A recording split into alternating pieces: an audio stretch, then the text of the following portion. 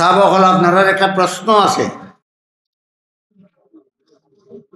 আপনি প্রথম দিনের আলোচনায় বলেছিলেন ইসলামের বিধান পালন না করলে ফাসিক হয়, বিশ্বাস করার পরে যদি পালন না করে। ইসলামের বিধান বিশ্বাস করে কিন্তু পালন করে না, কাফির হয় না ফাসিক হয়? ফাসিক হয়।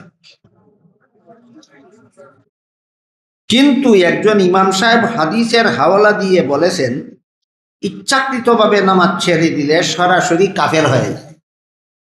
যে ইমাম সাহেব বলছেন যে নামাজ ফরজ বিশ্বাস করার পরেও ইচ্ছা কইরা না পড়লে কাফির হইয়া যায়, ইনি যে হাদিসের রেফারেন্স দিছেন ইনি হাদিসটা বুঝেননি, ওনার উস্তাদদের কাছে হাদিসটা গিয়ে আবার যেন বুঝে নেন।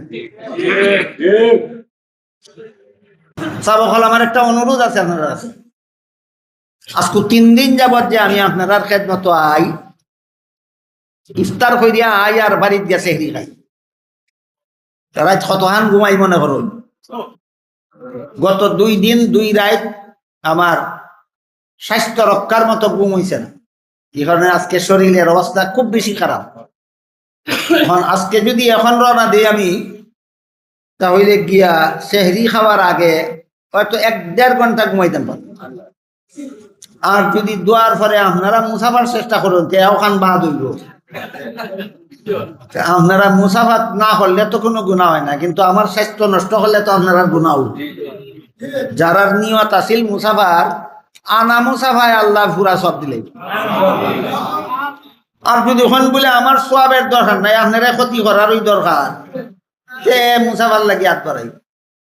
আর যদি মনে করেন বলে না আমরা যখন সোয়াব পাইমো না হইরাওয়াতে আপনারা ক্ষতি হেনে করতাম, তে মেহরবানি করে হাত বাড়াই না জন্য। আল্লাহুম্মা সাল্লি আলা সাইয়্যিদিনা ওয়া নাবিয়িনা মাওলানা মুহাম্মদ ওয়া আলা আলিহি ওয়া সাহবিহি ওয়া বারিক ওয়া সাল্লিম কামা তুহিব্বু ওয়া তারদা আদাদা মা তুহিব্বু ওয়া তারদা। আলহামদুলিল্লাহিল্লাযী হাদানা লিহাযা ওয়া মা কুন্না লিনাহতাদিয়া লাউলা আন হাদানাল্লাহ। রব্বানা যালামনা আনফুসানা ওয়া ইল্লাম তাগফির লানা ওয়া তারহামনা লানাকুনান্না মিনাল খাসিরিন। রব্বানা আতিনা ফিদ দুনিয়া হাসানাতাও ওয়া ফিল আখিরাতি হাসানাতাও ওয়া কিনা আযাবান নার। ইয়া আল্লাহ, এই মুবারক তাফসীরুল কুরআন সমাবেশে কবুল আর মঞ্জুর করেন। এর উসিলায় আমাদের জিন্দেগানকে হেদায়েত করেন, সমস্ত মুমিন মুসলমান মুর্দেগানকে নাজাত দান করেন। ইয়া আল্লাহ, 3 দিন ব্যাপী পবিত্র কুরআনের একটি মাত্র আয়াতের অংশের তাফসীর থেকে যা কিছু আলোচনা হইল আমাদেরকে বুঝার এবং জীবনে আমল করার, পালন করার তৌফিক দান করেন। ইয়া আল্লাহ, আমার কাছে যারা যত রকমের দোয়ার দরখাস্ত করছেন প্রত্যেকের নেক দোয়াকে কবুল মঞ্জুর করেন। যারা যত আশা ভরসা নিয়ে হাত উঠাইলাম প্রত্যেকের নেক বাসনারে কবুল আর মঞ্জুর করেন। ইয়া আল্লাহ, যে সমস্ত উলামায়ে কেরাম বুজুর্গানে দিন মুমিন মুসলমান দুনিয়ার থেকে বিদায় হয়ে গেছেন তাদের কবরকে জান্নাতের বাগান বানিয়ে দেন, জান্নাতুল ফিরদাউসে তাদের ঠিকানা করে দেন। আর যে সমস্ত উলামায়ে কেরাম বুজুর্গানে দিন মুমিন মুসলমান এখনো দুনিয়াতে বাঁচিয়ে আছেন তাদের সবাইকে হায়াতের তৈয়্যিবা দান করে দেন।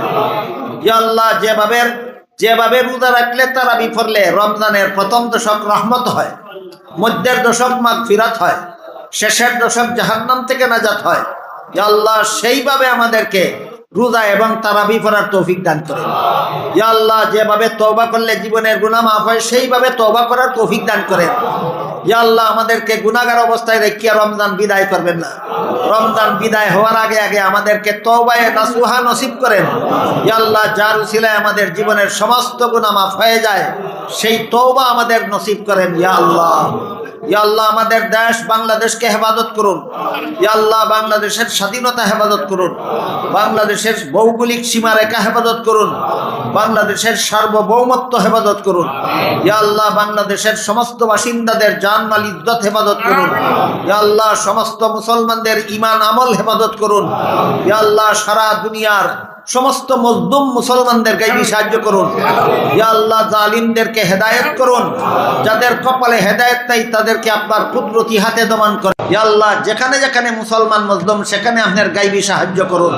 ইয়া আল্লাহ, আমাদের সকলের পক্ষ থেকে লক্ষ লক্ষ কোটি কোটি দুরূদ আর সালাম রাসূল করিম সাল্লাল্লাহু আলাইহি ওয়াসাল্লামের রওজা শরীফে পৌঁছে দিন। রব্বানা তাকাব্বাল মিন্না ইন্নাকা আনতাস সামিউল আলিম ওয়া তুব আলাইনা ইন্নাকা আনতাত তাওয়াবুর রহিম। ওয়া সুবহানা রাব্বিকা রাব্বিল ইজ্জাতি আম্মা ইয়াসিফুন ওয়া সালামুন আলাল মুরসালিন ওয়ালহামদুলিল্লাহি রাব্বিল আলামিন আমিন বিরহমাতিকা ইয়া। আগামী আমরা চাইব ইনশাআল্লাহ ইমাম সাহেবের 5 দিন হইতো আমরা চেষ্টা করবো 5 দিন করার দিয়ে আল্লাহ আমরা কিসমত দেখা যাবে ইনশাআল্লাহ।